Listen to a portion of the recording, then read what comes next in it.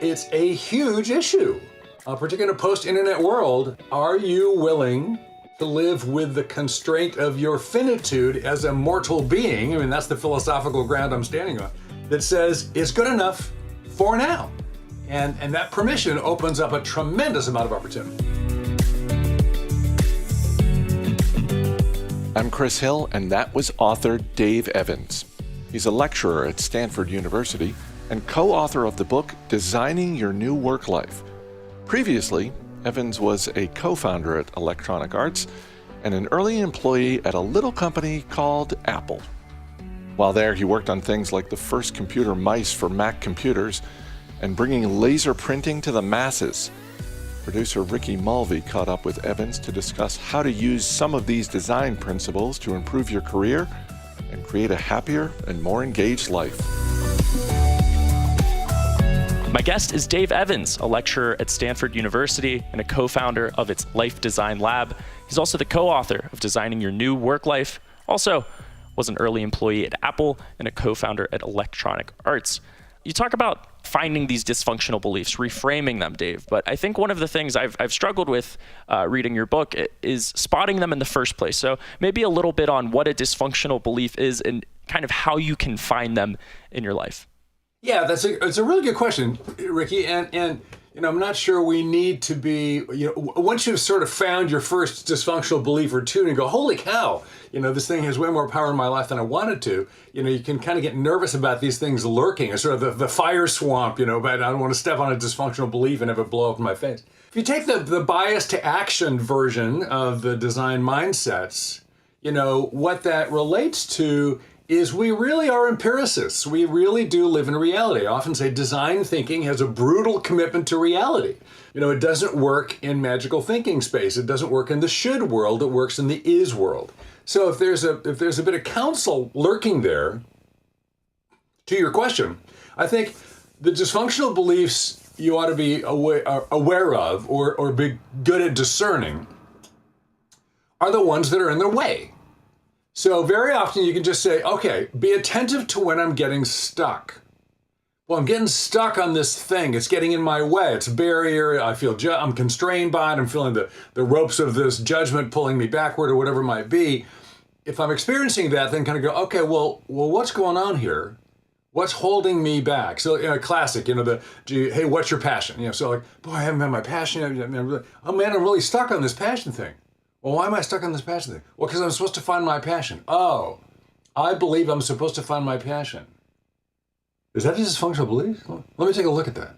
And then you start assessing what's either the idea, and very often the question. It's usually phrased as a question, like, what's your passion? What's your purpose? Or that kind of stuff. And then say, well, what does that question believe?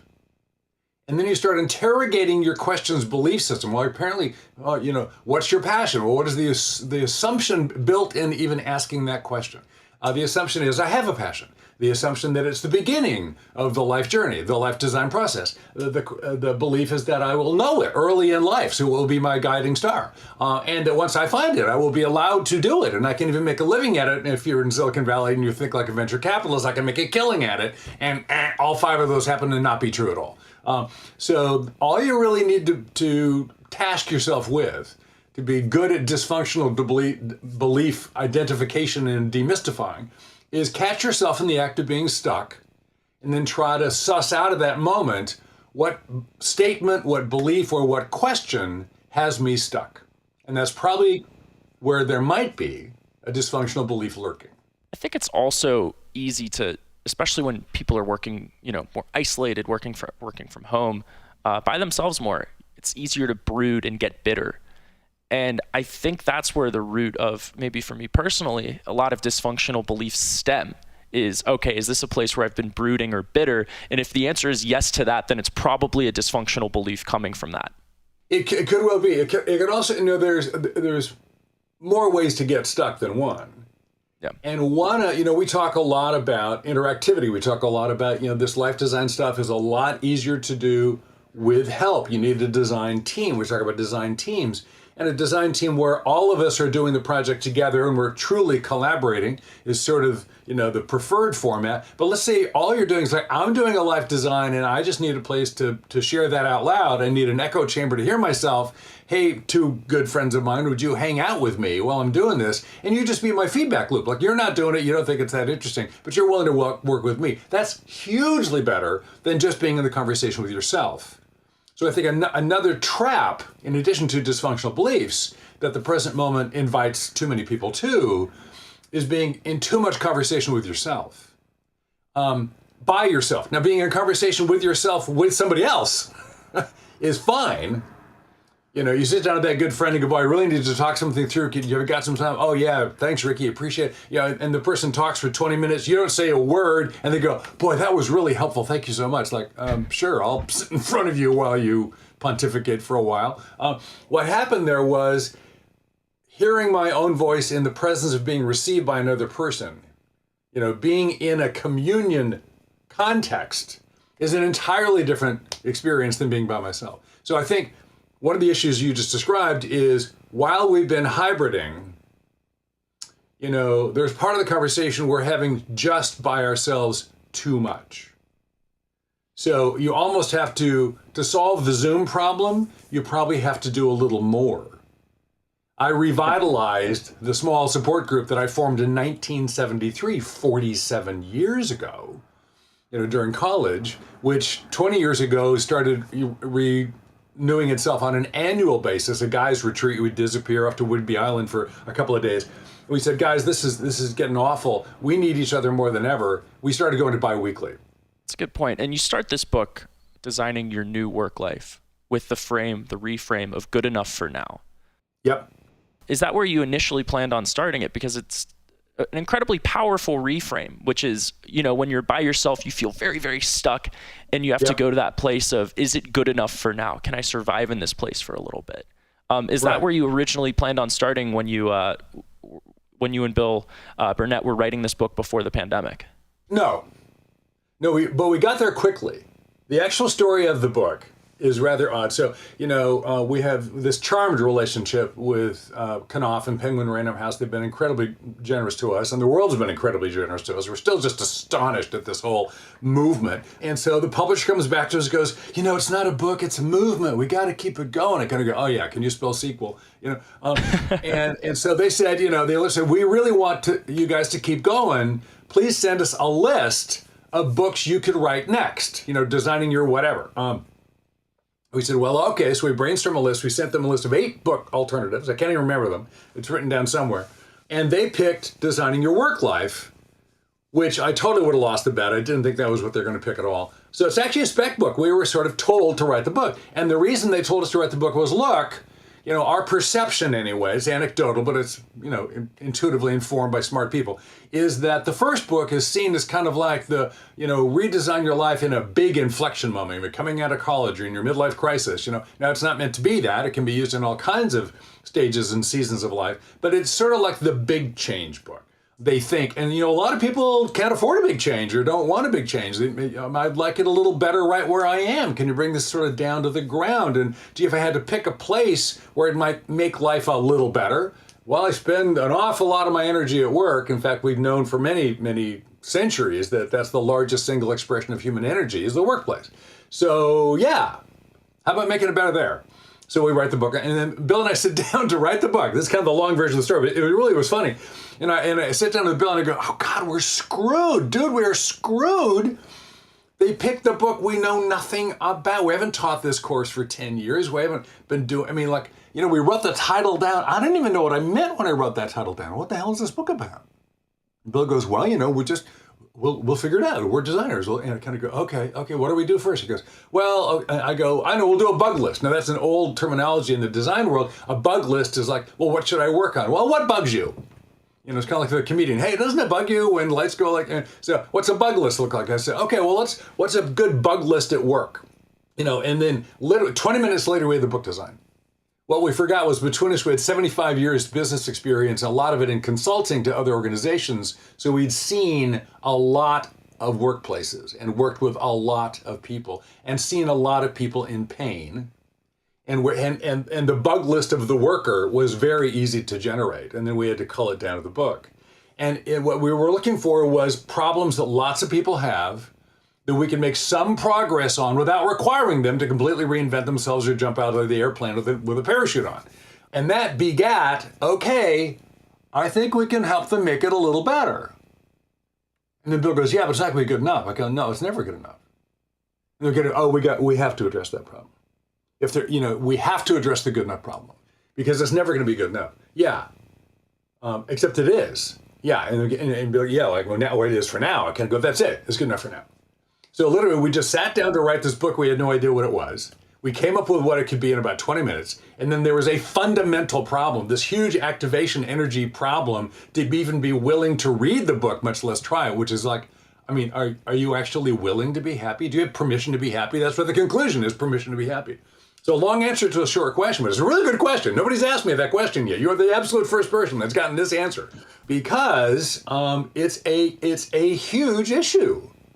Particularly in a post-internet world, are you willing to live with the constraint of your finitude as a mortal being? I mean, that's the philosophical ground I'm standing on, that says it's good enough for now. And that permission opens up a tremendous amount of opportunity. And I think one of the reasons it's hard to get to that, things are good enough for now is the hedonic treadmill, which Yes. you describe in detail. And you write, trust us when we tell you this journey on the treadmill rarely ends well. We're on the internet all day. And especially, we're talking to investors on this show too. I think you can feel that when you're saving and you're investing, which is in some ways, you need to be on that treadmill to save more, right? Like you need to be an investor. You need to set up for your future down the road. But also if it's something you're obsessing over, it's going to be mentally incredibly difficult. And you're never going to feel like you have enough. Well, it's a fundamental relationship with the nature of growth. I mean, it's almost at an existential level. I mean, is your fundamental model of life transactional or process-oriented? Are you an outcome person or are you a flow person? And in a sense, what I'm saying is that as designers, at the end of the day, we're really flow people.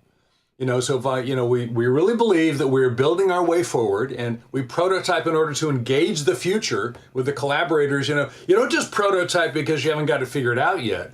What you're really saying is these people coming together around this experimental opportunity of trying out this little idea or having this conversation is literally where the future is formed. It's not formed in your head sitting on the couch in agony. And so, change is inevitable, growth is optional. So if I opt for growth, and I believe that's a never-ending story, then I'm going to continually get better, which means I was worse. And at some point, in your maturity, you can see tomorrow's growth today, but it's not its time yet. Once you've got your risk-return portfolio figured out, once you've got your asset allocation figured out, of course I want it to get better, but I can't ever be done. So tomorrow I'm going to get better. I have to be continually attentive to this thing, which is not the same as I'm never there. What it means is never there-ness is built in. And so there's today's there-ness and then tomorrow's there-ness and the day after that's there-ness. And with some wisdom, I can see tomorrow and next week's future there-ness coming. And I have to be fully satisfied with today because today is all today can be. And so learning that pacing, discerning the difference between I'm doing good enough for now, called today, versus I'm mailing it in and I'm not performing adequately. Those are not the same. There is such a thing as falling down on the job and making a poor effort. And there's such a thing as that I'm trying to do tomorrow today. So there's a huge maturity demand here. If you want to eventually get to where you are continually, relentlessly redesigning the well-lived and joyful life, then you got to get at peace with this thing. And finding the well-lived, joyful life now is in some ways easy. Like, I don't want to say it's easier or more difficult because that's a generalization for everyone listening, and it's not fair to make that. But there are more tools. There's more resources. There's more accessibility. I think one thing that is also tough to figure out is if you're in these things that you describe as a gravity problem. Yeah. Which, you exist in your own world now, and you can kind of decide what your reality is the way you exist on the internet. And you can find these very small places where things seem more real than they're not. So I guess the problem is, or my question is, how do you recognize that you're in well, maybe we'll describe what a gravity problem is and how to recognize that you're in one, not just, I want to be a poet and make $1 million based off of that. So we define a gravity problem as a problem, and it's named for Dave's problem. I'm 68, and as I crossed into my 60, I didn't get the freshman 15 pounds, in college, but I did get this turn 60, 20, and I'm a cyclist, and what I noticed was as I gained, 10 and then 15 pounds I didn't want, my bike slowed down. And the problem was particularly going up hills got worse, and so I went to Bill. I go, hey Bill, I got a gravity problem. Gravity's not working for me. Can you help me? And he kind of goes, no. Gravity's not a problem, it's a circumstance, Dave. So a gravity problem is phrased where you're describing your problem as something that is literally impossible. It's just a circumstance.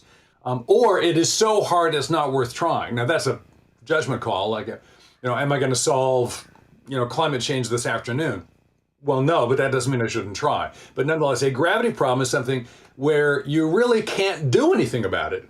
And our position of a definition for a problem is an actionable situation that you can change in real time.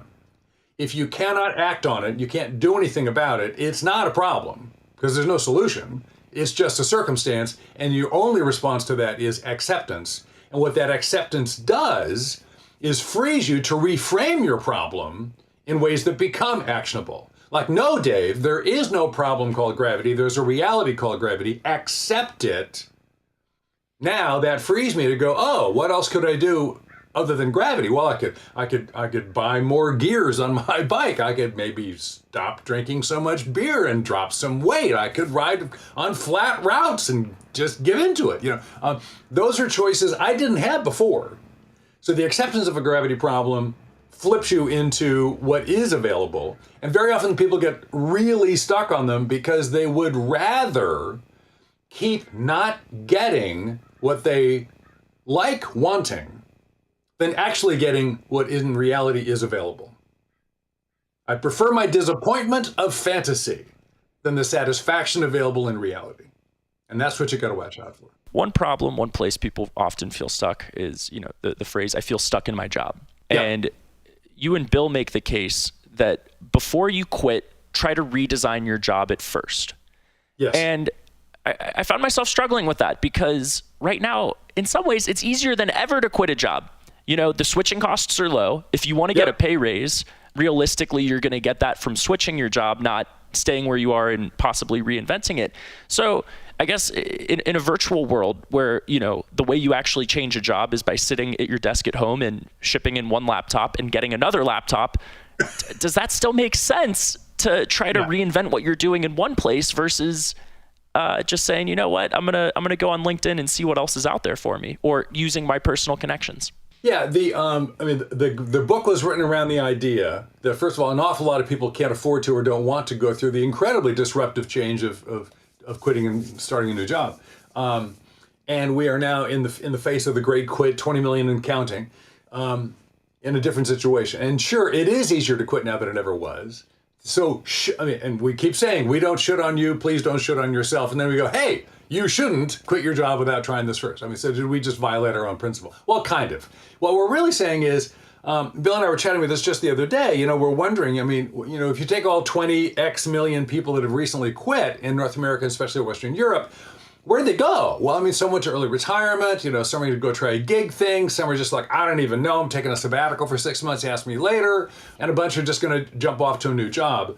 So they striate very differently, but nonetheless, our concern is a great number of people who quit saying, it's time for something better, I've had it with this crap job, are going to jump out of the pan and into the fire. Because the wonderful meaning-making economy didn't suddenly quadruple in size when you weren't looking, and all these fabulous, soul-enriching jobs that you're hoping for aren't necessarily just lying all over the floor to be picked up. Now, there's lots of openings, but are the human beings that are going to become your future bosses much better than the boss you just quit? And most people don't quit jobs, they quit bosses, right? 25% of American workers would give you back their last raise if you fire their boss. That's not an encouraging stat.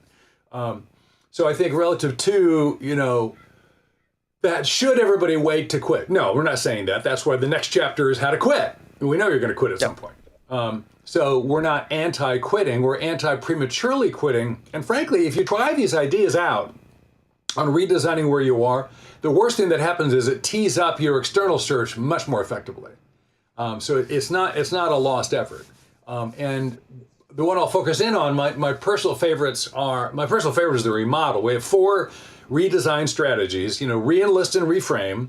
Number 1. Number 2, remodel. Number 3, relocate. Number 4, reinvent. And those are rising in the steepness of their effort. The first 2 are pretty easy. What is interesting to note is a surprisingly small change in activity and time can have a massive ROI effect on psychic equity. I feel I made a little adjustment in my time and I feel a ton better. Some of those wins are worth looking at and might be more than enough to get to the place where you can say it's good enough for now. The theme you keep going back to in the book, the drumbeat, is engagement. Yep. So is that the fairness, or I guess one of the themes is, don't just look at the job you dislike, look at how engaged you are with your work in your life and fix that first.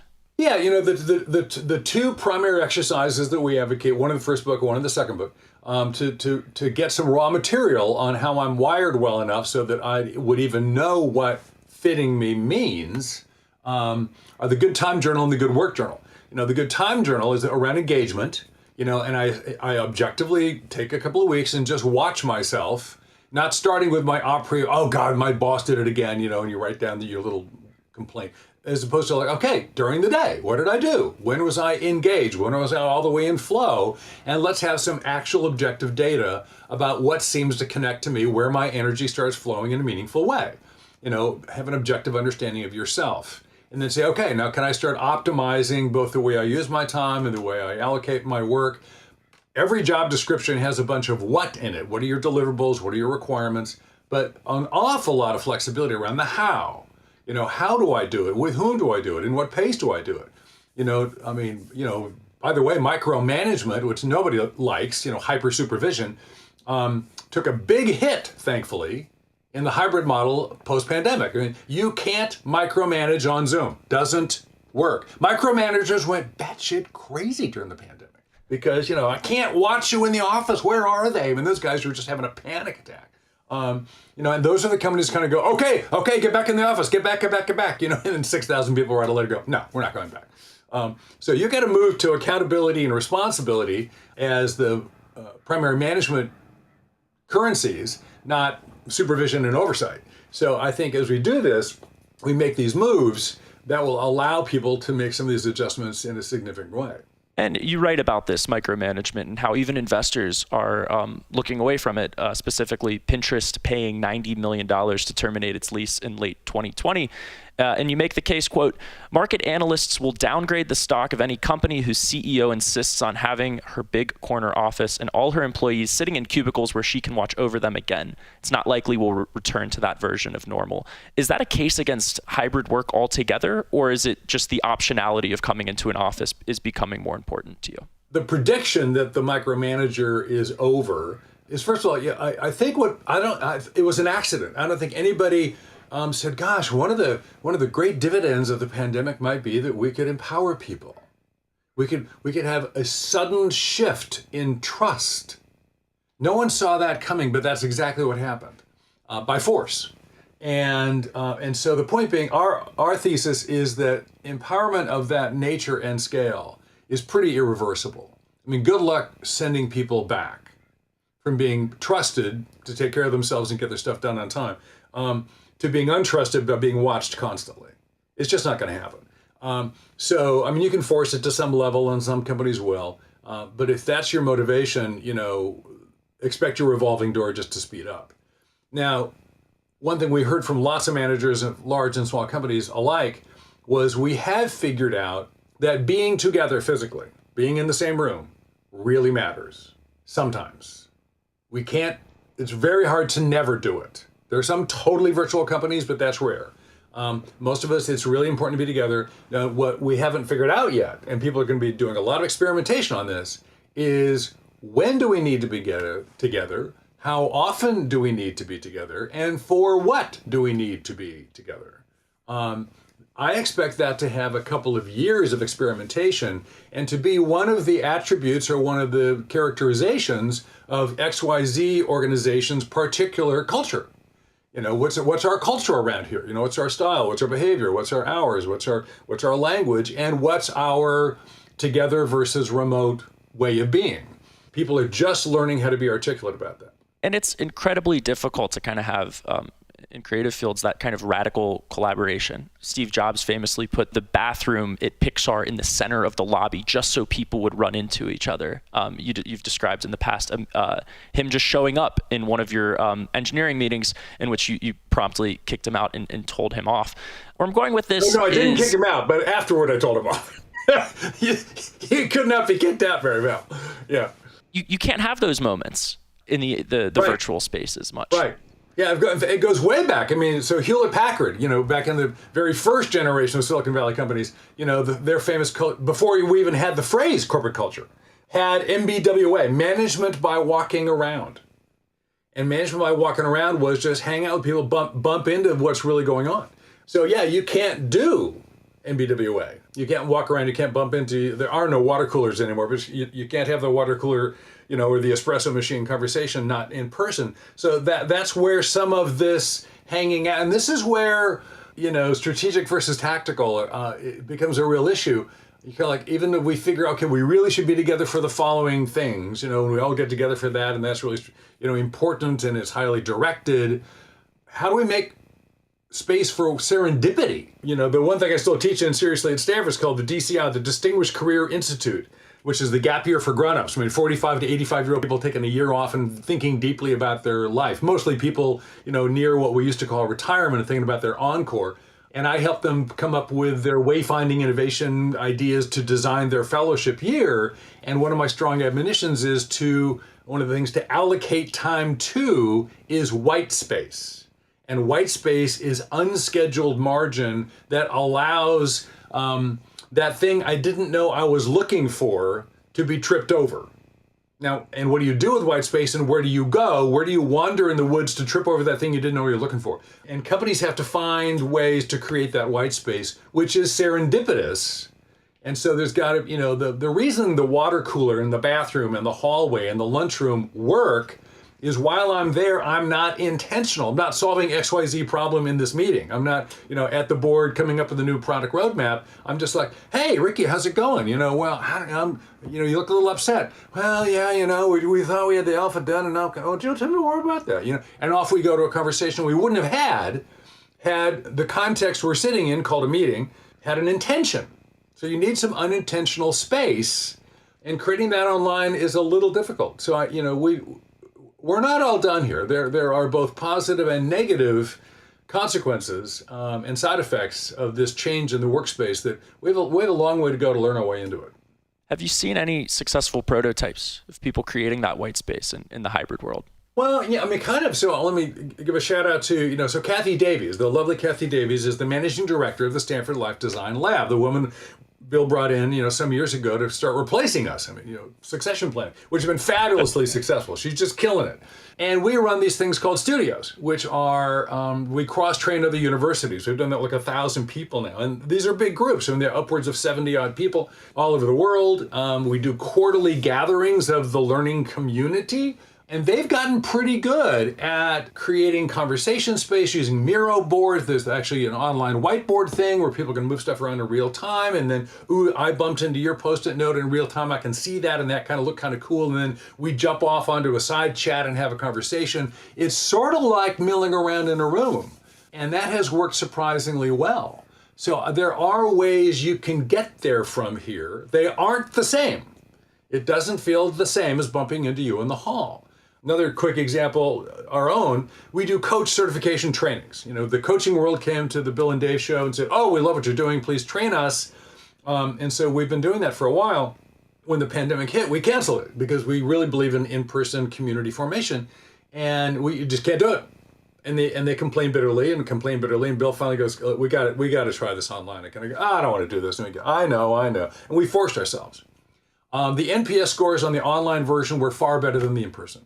whoa, what happened there? And then the leading feature, the leading feature of why it's better is because it's now super international, and you don't have to pay $5,000 to get to California from Thailand. That's the leading feature. But the second leading feature is it does community development better.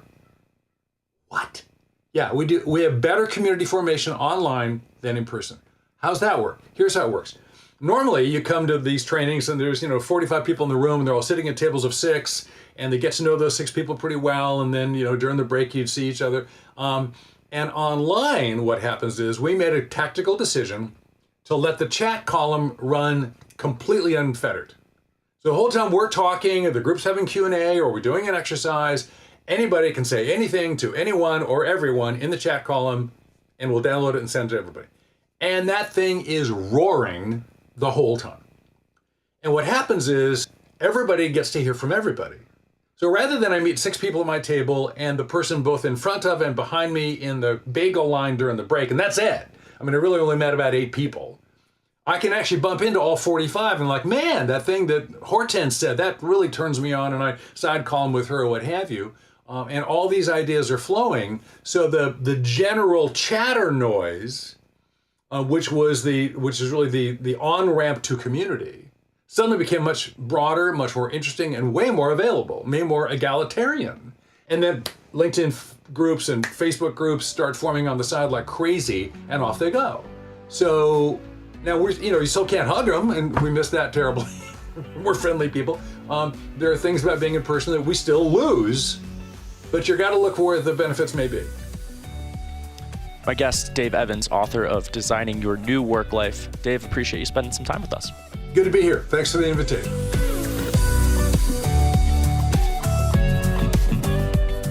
That's all for today, but coming up tomorrow, we've got a good old-fashioned bull versus bear debate. As always, people on the program may have interest in the stocks they talk about, and the Motley Fool may have formal recommendations for or against, so don't buy or sell stocks based solely on what you hear.